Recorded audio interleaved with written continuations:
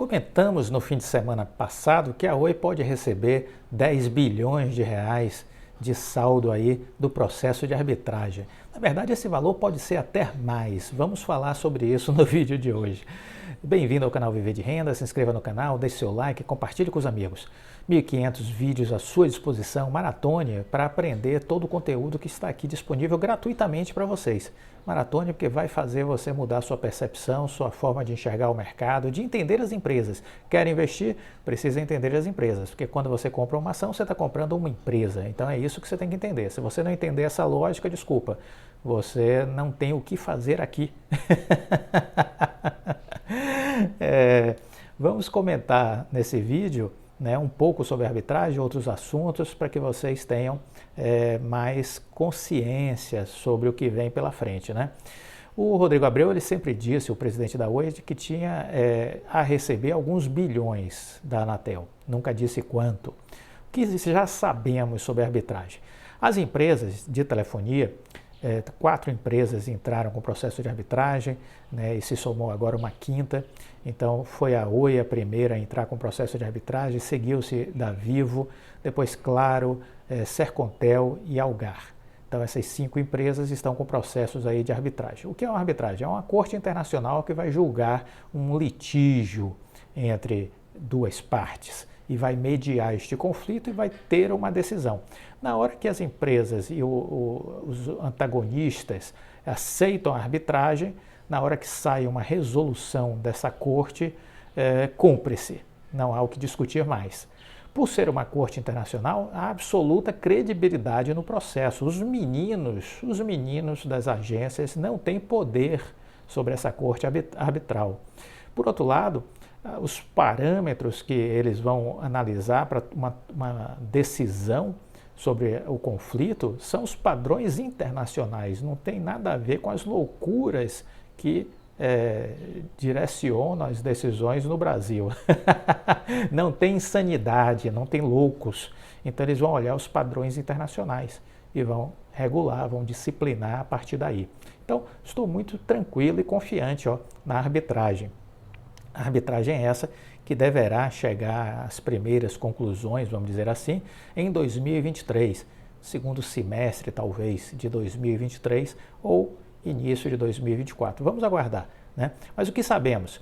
As operadoras de telefonia, elas têm uma expectativa de receber nessa arbitragem 36 bilhões de reais. É isso que você tem que saber. 36 bilhões de reais. Ponto. Elas acham que elas têm direito a receber, por quê? Porque o contrato de concessão de telefonia fixa caducou do ponto de vista da equação econômica financeira. Ele passou a ser uma sangria permanente, começou a ser uma sangria permanente. Isso fez com que as empresas acumulassem prejuízos ao longo de anos. A própria Anatel reconheceu o desequilíbrio econômico e financeiro do contrato de concessão, mas não fez nada para mudar a regra do jogo e foi sangrando as empresas ao longo de anos. Essas contas, cada uma das empresas fez as suas, a Oi fez as suas contas, a Vivo fez as suas contas, as outras também, e apresentaram aos envolvidos nesse processo de arbitragem, que vão julgar e definir quem está certo ou o que está certo. Então, é isso que vai ser avaliado, está sendo já avaliado pela arbitragem. Bom, entendido isso, as empresas esperam receber 36 bilhões, esse é o cálculo preliminar que eles apresentaram, 36 bilhões. O que a gente precisa saber? Cerca de 90% aí desse valor tem relação direta com Oi e Vivo. 90% mais ou menos deste valor tem relação direta com Oi e Vivo. 60%, vamos dizer assim, da concessão está nas mãos da Oi, 30% nas mãos da Vivo, só para vocês entenderem essa dinâmica. Então imagine 60% de 36 bilhões, vamos tentar fazer essa correlação, 60% de 36 bilhões. Essa conta pode ser ajustada para um pouco mais, para um pouco menos, mas vamos considerar os 60% da participação na concessão da Oi, e isso dentro de uma expectativa de recebimento de 36 bilhões, poderia significar o quê? algo na casa aí dos 20 bilhões de reais, concorda? É só fazer 60% de 36, né? E você vai chegar aí a algo na casa dos 20 bilhões de reais. Arredonde em 20 bilhões de reais. Então, pode a Oi receber 20 bilhões. Sim, pode ser o resultado de uma arbitragem. Ah, pode ser menos? Pode. Pode ser 10 bilhões pelo menos. Isso já está sendo dito por algumas fontes, que pode ser pelo menos 10 bilhões. Temos que aguardar. Mas, de qualquer modo, o Rodrigo Abreu sempre disse isso. Olha, nós temos créditos a receber da Anatel, do governo, na casa dos bilhões. Poderemos fazer a migração da concessão para o regime de autorização sem ter que pagar nada e ainda abater a nossa dívida com as multas da Anatel, zerando-a. Isso o Rodrigo Abreu sempre disse. Então, ele sabe mais do que nós. Isso eu não tenho a menor dúvida. Ele tem informações que nós não temos. Ele tem os cálculos, eles têm os números que nós não temos, não conhecemos. Então, a gente apenas pode palpitar. Nada além disso. Mas ele sempre disse isso. E se eu estou investindo e eu confio no presidente da empresa, eu tenho que escutar o que ele está dizendo. Ok? E vamos ter a paciência e aguardar, porque ele também não é a pessoa que vai decidir. Ele tem uma expectativa em favor de uma decisão que deverá ser da Corte de Arbitragem. Agora, qual será essa decisão, né? Mas podemos trabalhar com essa faixa de 10 a 20 bilhões como algo possível a ser definido nesse processo de arbitragem internacional. Vamos aguardar, ter paciência, né? Mas eu queria deixar claro isso. Então, de novo, as operadoras elas pedem 36 bilhões como forma de ressarcimento. A Oi responde por mais de 60% das concessões, logo vai ter direito à maior parte deste valor de 36 bilhões. Né? Então é isso que já está posto, isso é o que já se sabe. Né? E aí agora o que nos resta aguardar. A Anatel estava querendo já decidir a respeito da migração da concessão para autorização e fez um cálculo dizendo que para fazer a migração, ela, Anatel, tem direito a receber 22 bilhões, dos quais 12 bi deveria ser pago pela Oi, pelos cálculos da Anatel, para fazer a migração, e a TIM 7,7 bi, vou arredondar, 8, né? 8 bi. Então, dos 22 bi que a Anatel acha que tem a receber pela migração, 20 bi é Oi e Vivo. As empresas já se manifestaram dizendo que não concordaram com os cálculos feitos pela Anatel, que usou uma consultoria, uma auditoria contratada por ela, mas pelo que eu pude observar, uma consultoria sem nenhuma expressão internacional, sem nenhuma, vamos dizer assim, imagem muito reconhecida, entendeu? Se tivesse sido uma grande empresa, não, tudo bem, a gente poderia achar que está certo o valor da Anatel. Mas a partir do momento que é uma empresa que não tem uma imagem de destaque no cenário internacional, não serve de referência para nada.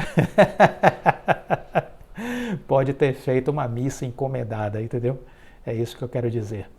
Então, nesse sentido, os presidentes já declararam que não concordaram com a metodologia utilizada para a Anatel chegar nesse valor de 22 bilhões, que ela acha que é o valor para fazer a migração da concessão para autorização.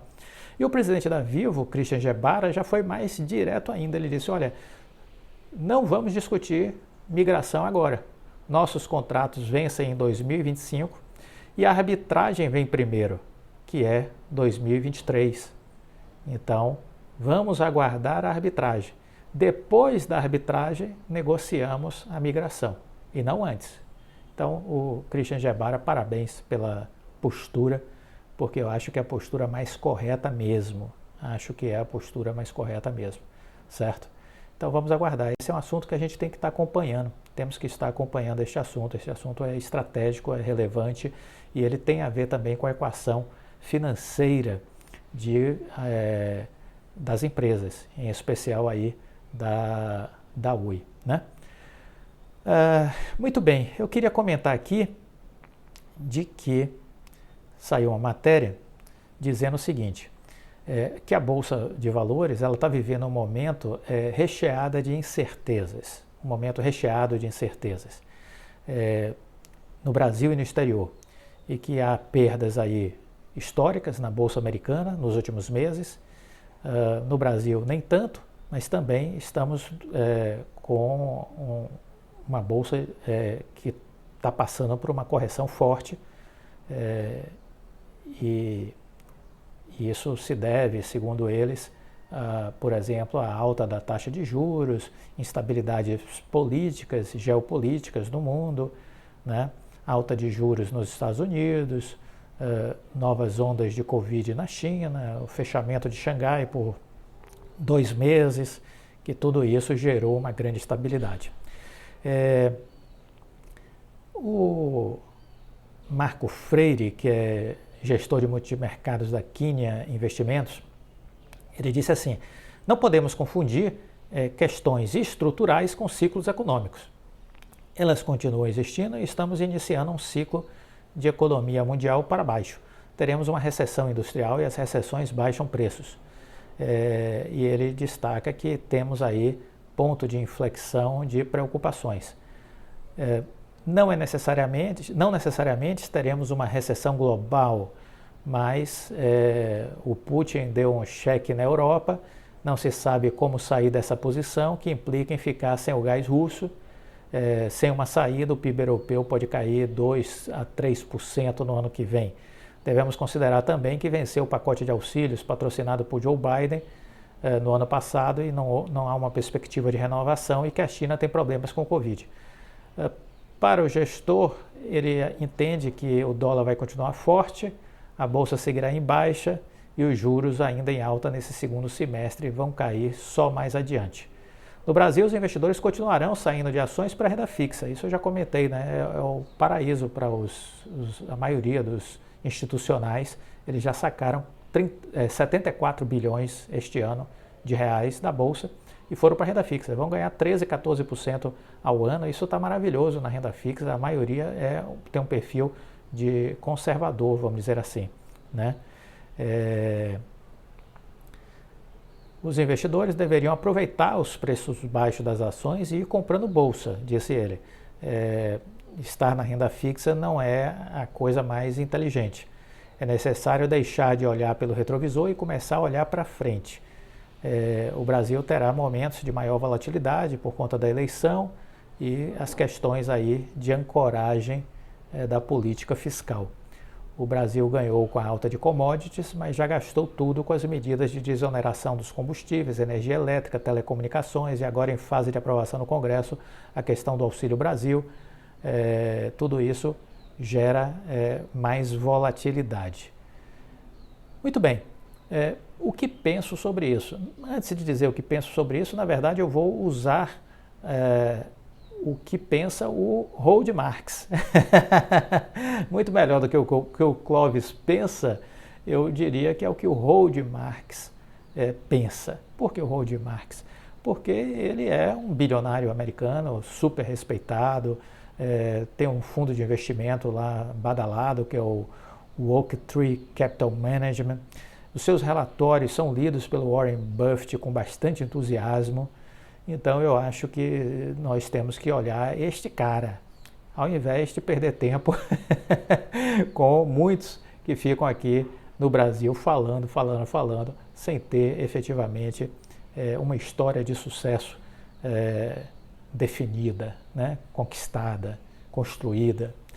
Então ele vem dizendo, né, o Howard Marks, que você precisa adotar posturas diferentes do senso comum. Diferentes. Se você quer ter bons retornos, você tem que se afastar do senso comum, porque geralmente esse senso comum fica na linha da mediocridade. Essa é a visão do Howard Marks e a gente precisa entender isso. Ele deu uma recente entrevista e falou o seguinte: olha, a maioria das pessoas estão dizendo hoje, aqui nos Estados Unidos, que o maior risco é de termos uma queda relacionada aí à inflação e a notícias ruins da economia e que isso vai afetar as empresas, em especial por conta dessa alta de juros que o Federal Reserve está conduzindo. Pela minha experiência, diz o Howard Marks, pela minha experiência, esse é um problema temporário. Esse é um problema temporário. Acho que hoje o maior risco é não estar na Bolsa de Valores. Acho que hoje o maior risco é não estar na Bolsa de Valores. Então veja, é pensar diferente, pensar fora da caixa, né? A Oaktree é uma das maiores gestoras de fundos do mundo, especializada em investimentos, com mais de 1.000 funcionários e com 164 bilhões de dólares em ativos sob sua gestão.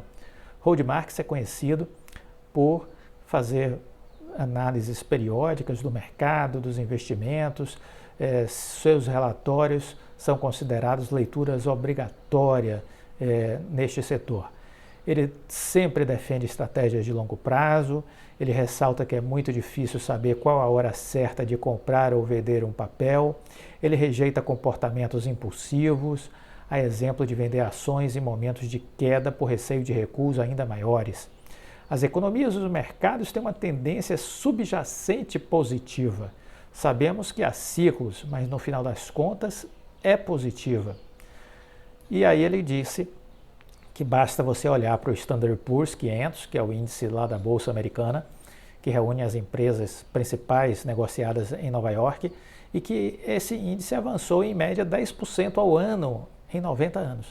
10% ao ano em 90 anos. Essa valorização não foi constante, óbvio, a renda é variável, né? Houve altos e baixos, isso é média. Em 10 anos, por exemplo, os maiores ganhos ocorreram em 20 dias específicos.